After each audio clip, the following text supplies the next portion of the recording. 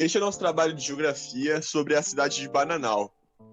Antigamente, o debate sobre o uso do trabalho livre sempre foi acompanhado pela preocupação com o cumprimento dos contratos e pela necessidade de criar formas de coagir o trabalhador, inclusive, como se viu na Lei de 1837, com pena de prisão.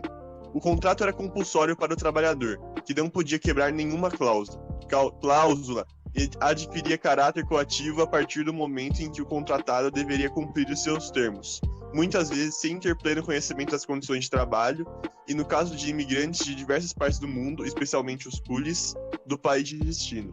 O caráter excepcional do trabalho livre no século XIX era entendido como um contrato entre duas partes baseado em obrigações mútuas e assinado voluntariamente. A prisão se aplicava a trabalhadores e não a empregadores. As leis de controle do trabalho livre no Brasil estão inseridas nesse contexto maior de rigor quando ao cumprimento do contrato de trabalho. O uso de trabalho de chineses no início do século XIX foi base para entender o modo de vida e a inserção da comunidade chinesa que vive em Bananal, localidade identificada pela produção cafeeira e pela escravidão massiva.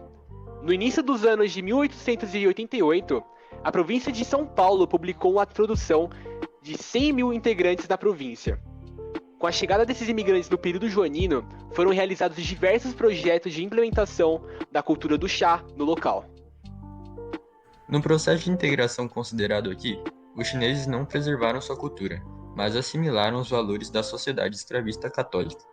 Assim, a assimilação supõe a absorção de valores da língua e da cultura local por parte do imigrante. Analisando a imigração chinesa para o Brasil, ocorreu o estabelecimento de uma comunidade de chineses no município fortemente vinculada à produção cafeeira, baseada no trabalho escravo. Apesar do fracasso em catalisar um fluxo migratório de trabalhadores de baixo custo, pode-se entender a vida de uma comunidade de chineses no município de Bananal. Na época, o deputado Almeida Nogueira, de Bananal, propôs emendas para suprir o trecho sobre a obrigatoriedade de trazer apenas imigrantes da Europa, dos Açores e das Ilhas Canárias. Defendeu também abertamente a imigração chinesa, que poderia ajudar na transição para o trabalho livre e na constituição da nossa nacionalidade. Também teceu para as considerações sobre o trabalho dos chineses nos Estados Unidos, mencionando o êxito da introdução desse trabalhador. Para muitos políticos e cafeicultores do século XIX, os chineses eram os trabalhadores mais próximos dos escravos, no que tange as plantations produtoras de commodities para o mercado mundial. O processo de aceitação do imigrante na sociedade de acolhimento permitia a vivência, a ascensão social e a inserção da conjuntura geral da sociedade. De acordo com pesquisas, os chineses procuraram construir redes de relacionamento na sociedade de Bananal, trabalhando como comerciantes ou jornaleiros. Além disso, a assimilação de valores e práticas do catolicismo popular, com a participação nas irmandades, foi uma estratégia para que algum deles consolidassem e ampliassem suas relações sociais.